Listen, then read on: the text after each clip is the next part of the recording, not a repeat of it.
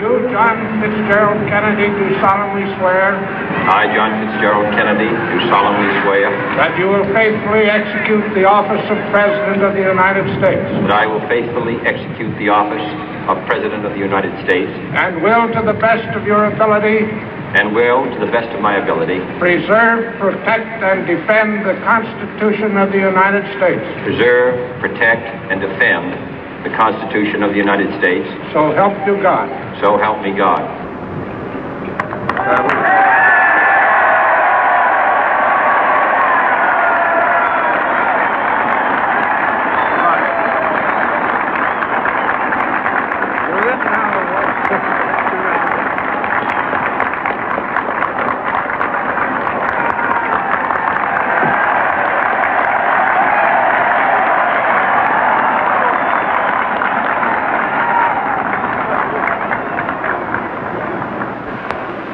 Vice President Johnson, Mr. Speaker, Mr. Chief Justice, President Eisenhower, Vice President Nixon, President Truman, Reverend clergy, fellow citizens. We observe today not a victory of party, but a celebration of freedom, symbolizing an end as well as a beginning, signifying renewal as well as change. For I have sworn before you and Almighty God the same solemn oath our forebears prescribed nearly a century and 3/4 ago. The world is very different now, for man holds in his mortal hands the power to abolish all forms of human poverty and all forms of human life. And yet the same revolutionary beliefs for which our forebears fought are still at issue around the globe. The belief that the rights of man come not from the generosity of the state, but from the hand of God. We dare not forget today that we are the heirs of that first revolution. Let the word go forth from this time and place to friend and foe alike that the torch has been passed to a new generation of Americans born in this century, tempered by war, disciplined by a hard and bitter peace, proud of our ancient heritage, and unwilling to witness or permit the slow undoing of those human rights to which this nation has always been committed and to which we are committed today at home and around the world.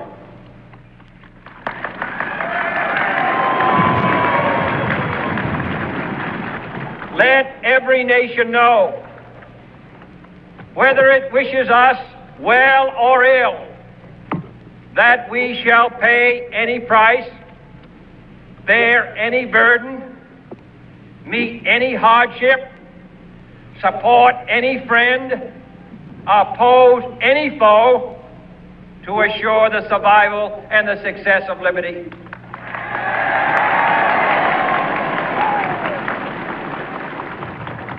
This much we pledge and more. To those old allies whose cultural and spiritual origins we share, we pledge the loyalty of faithful friends. United, there is little we cannot do in a host of cooperative ventures. Divided, there is little we can do, for we dare not meet a powerful challenge at odds and split asunder. To those new states whom we welcome to the ranks of the free, we pledge our word that one form of colonial control shall not have passed away, merely to be replaced by a far more iron tyranny. We shall not always expect to find them supporting our view, but we shall always hope to find them strongly supporting their own freedom, and to remember that in the past, those who foolishly sought power by riding the back of the tiger ended up inside.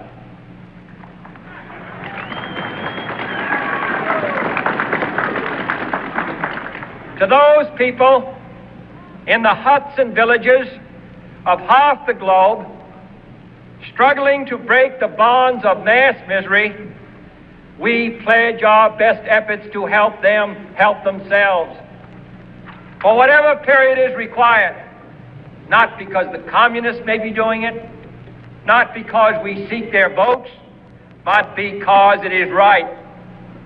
If a free society cannot help the many who are poor, it cannot save the few who are rich.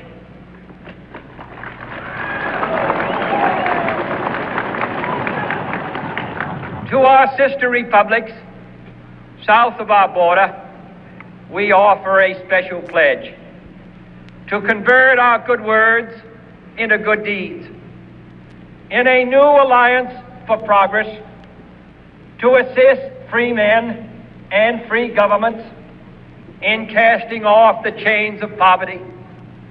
But this peaceful revolution of hope cannot become the prey of hostile powers.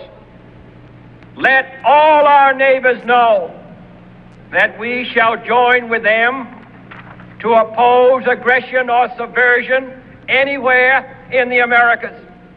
And let every other power know that this hemisphere intends to remain the master of its own house.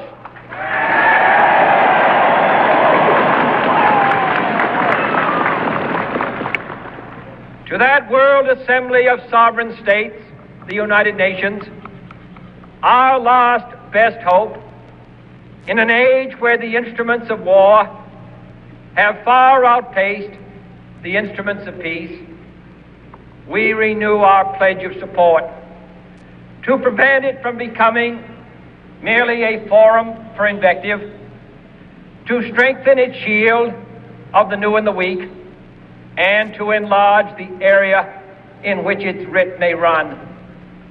Finally, to those nations who would make themselves our adversary, we offer not a pledge, but a request that both sides begin anew the quest for peace. Before the dark powers of destruction, unleashed by science, engulf all humanity in planned or accidental self-destruction, we dare not tempt them with weakness, for only when our arms are sufficient beyond doubt can we be certain beyond doubt that they will never be employed.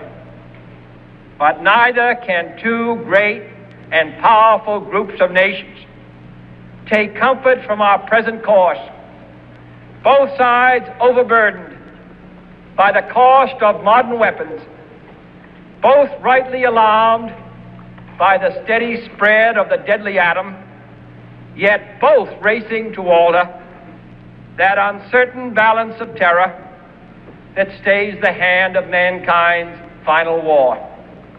So let us begin anew, remembering on both sides that civility is not a sign of weakness, and sincerity is always subject to proof.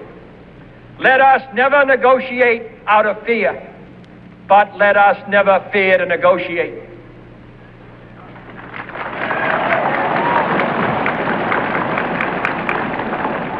Let both sides explore what problems unite us, instead of belaboring those problems which divide us.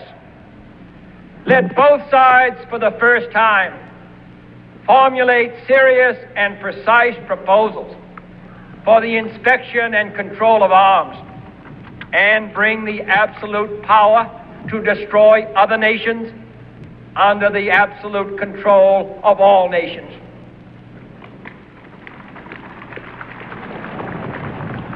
Let both sides seek to invoke the wonders of science instead of its terrors.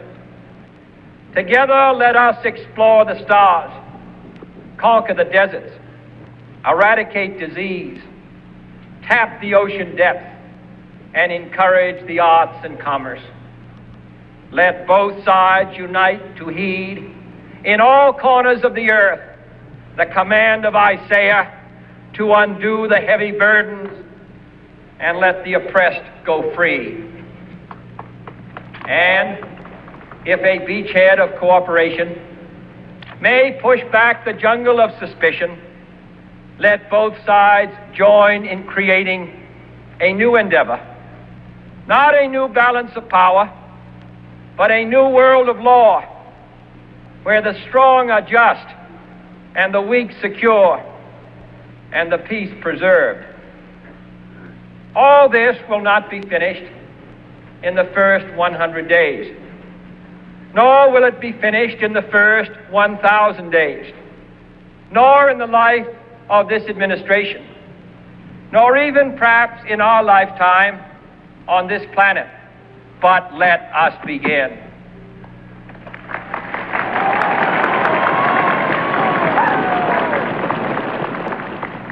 In your hands, my fellow citizens, more than mine, will rest the final success or failure of our course. Since this country was founded, each generation of Americans has been summoned to give testimony to its national loyalty. The graves of young Americans who answered the call to service surround the globe.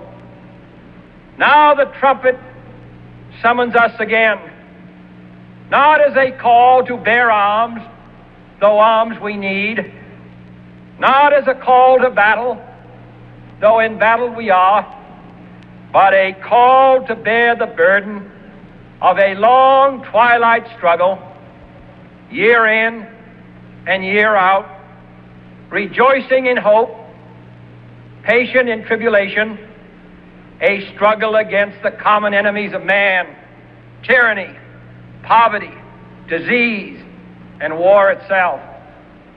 Can we forge against these enemies a grand and global alliance, north and south, east and west, that can assure a more fruitful life for all mankind? Will you join in that historic effort?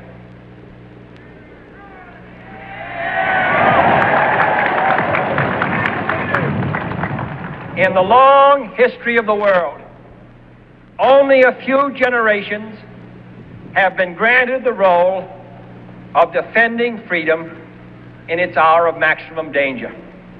I do not shrink from this responsibility. I welcome it.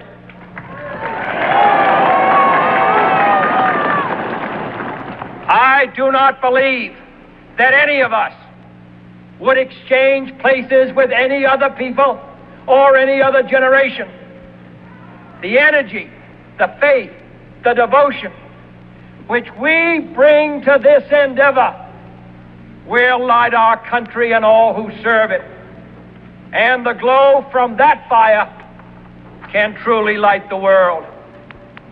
And so, my fellow Americans, ask not what your country can do for you, ask what you can do for your country.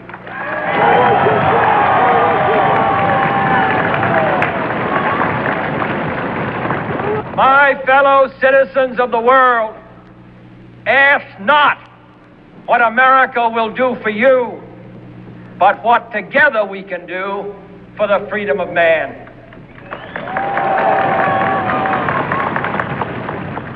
Finally, whether you are citizens of America or citizens of the world, ask of us here the same high standards of strength and sacrifice which we ask of you.